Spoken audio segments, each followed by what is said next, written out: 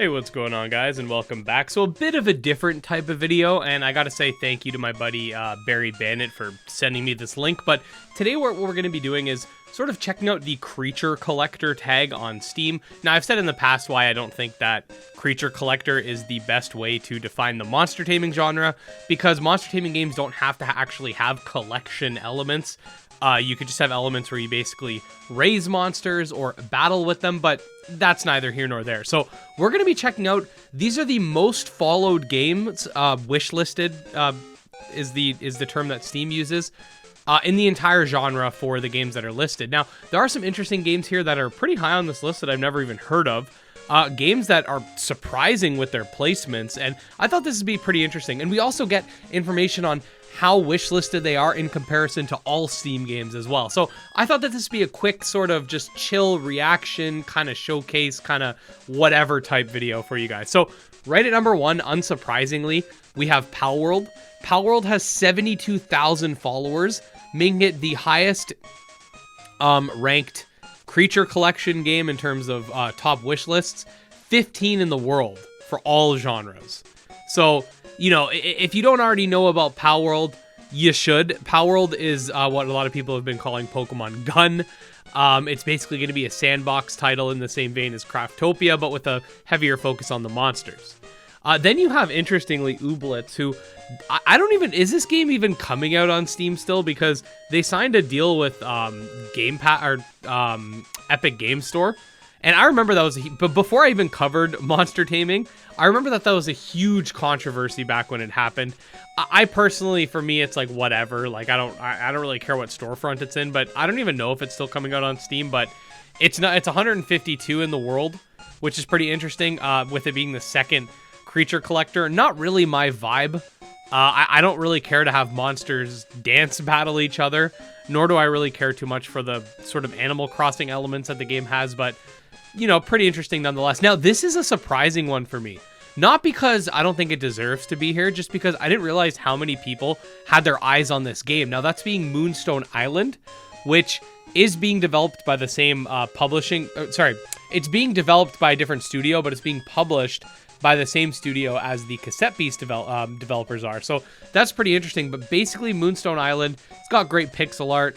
It's got sort of like a deck battling sort of mechanic mixed in with like you have various like social sim elements and stuff like that too. We did a whole video going over the demo. You guys could check that out. I'll leave a video card.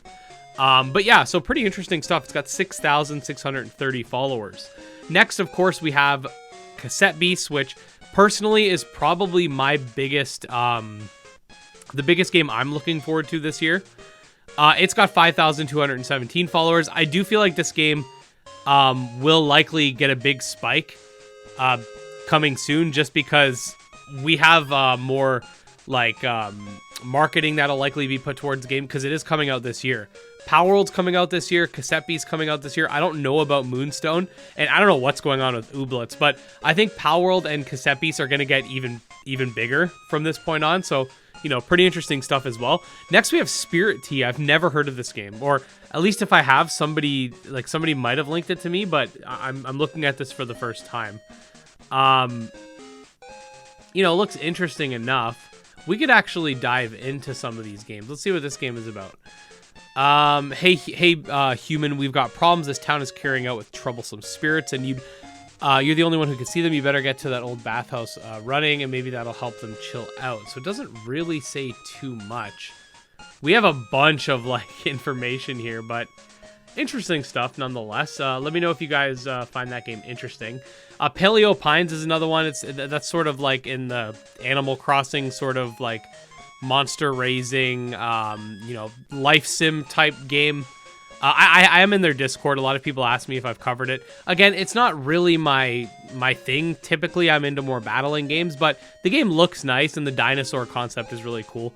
Creature Lab, another one I've never heard about. Looking pretty interesting.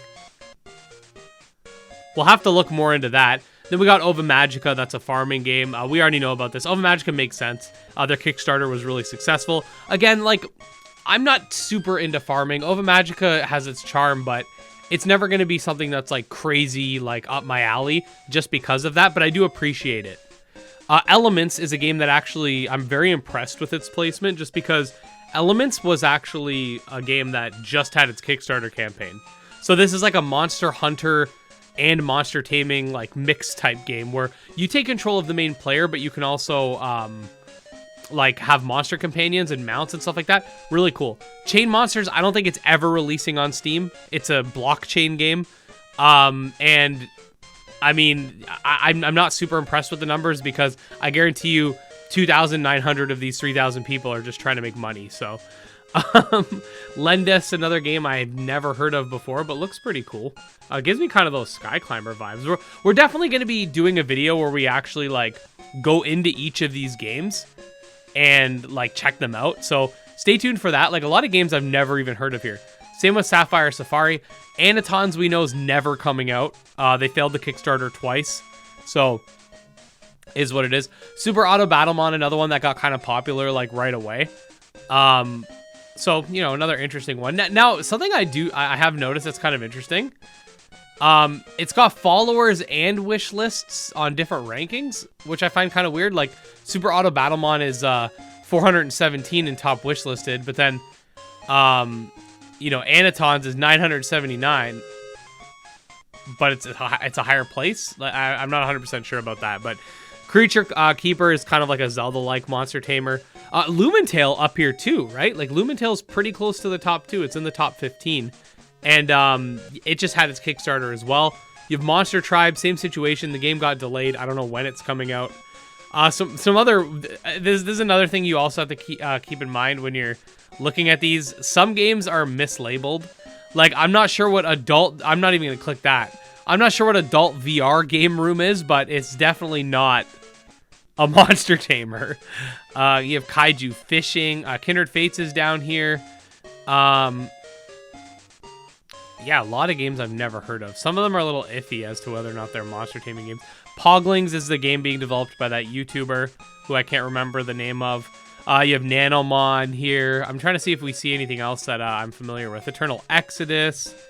Slenderman, like I don't know why that would be a monster taming game, a creature collector, right? Cubers makes sense. You know what's funny? This is only showing like upcoming games, but Wild Hearts for some reason is considered a creature collector, even though it's basically like a Monster Hunter-esque game. So you have to take some of these tags with a grain of salt. Hollow Fist has its thing. I gotta double check if that game's had news in a while because like their Twitter was dead for a long time. We got Bugaboo Pocket, Necromancer's Gift, and yeah, so once you get like way down in here, like I'm still seeing games I recognize, but a lot less. Like you have Gremlin's Tale here. You go further down. I've heard of Notemon. I don't know what the current situation behind that game is. You keep going down, like I've never heard of Chonkymon. What else we got here? Monster Care. Just a game called Monster Tamer. And like you're really getting into like the games with only like 20 wish lists. Rune Monsters. Like I'm sure there are some hidden gems in here, and I'll definitely be doing like videos exploring some of them, whether or not they're good or bad. Like I'm sure if we go to the bottom of the list, there's probably some like real messed up looking games and stuff like that. So we can definitely like look into games like that too. But that's pretty much it. So if you guys wanted to know for context, like which are the most quote popular monster taming games that are in the works, at least on Steam, as far as like creature collector is concerned, it's Power World. I'm not really going to count Ooblets because that game's out on Epic.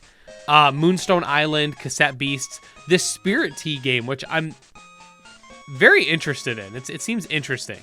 Paleo Pines, Creature Lab of Magica Elements. I'm honestly surprised about some of these games, but again, it makes sense. Like, for example, Coromon wouldn't be on here because it's already out. Nexomon wouldn't be on here because it's already out. Same with Temtem. We could definitely go into like sales numbers as well. This would actually be kind of interesting. So if we go into sales, we can see the best sold monster taming games of all time, I suppose. I don't really... Oh, wait. No, is this just games on sale? Yeah, these are just games on sale. Never mind. I would have liked to see... Oh, here we go. Top selling games. These aren't, I wonder if any monster taming games are in the top, like, in the top 50 even. I doubt it. Top 100. Wild Heart is considered a creature collector, so, you know, there's that. But it doesn't really say the exact sales, right? It's just showing peak concurrence and stuff like that. So anyways, guys, that's pretty much it. I just wanted to give you guys an idea of, like, what to expect with regards to, like, which game's really going to pop. Palworld's going to make a lot of noise for the genre, I believe. Moonstone, I'm very surprised by their placement, but at the same time, I'm not. Like, the game deserves it, but I'm just surprised it has that much notoriety already. I think Cassette Beast will be kicking up their marketing. I'm sure Raw Fury will be doing a lot to make sure that the game has a lot of information behind it and stuff like that. And yeah, Element's another one that I'm really looking forward to. But as for some of the other games, like a lot of them are still kind of far out, like Lumentale, Monster Tribe. I don't know what's going on with that game. Monster Tribe's demo was a little bit slow in my opinion, so I'm really hoping that the game's kind of, you know, sped up a little bit.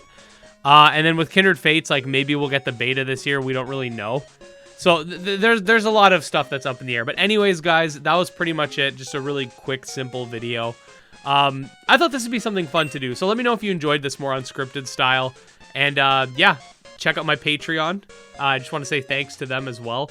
Especially Drogos, Dark Persona, Exodus, Candy Morency, and Jim Hamilton. And we'll see you guys next time. Peace.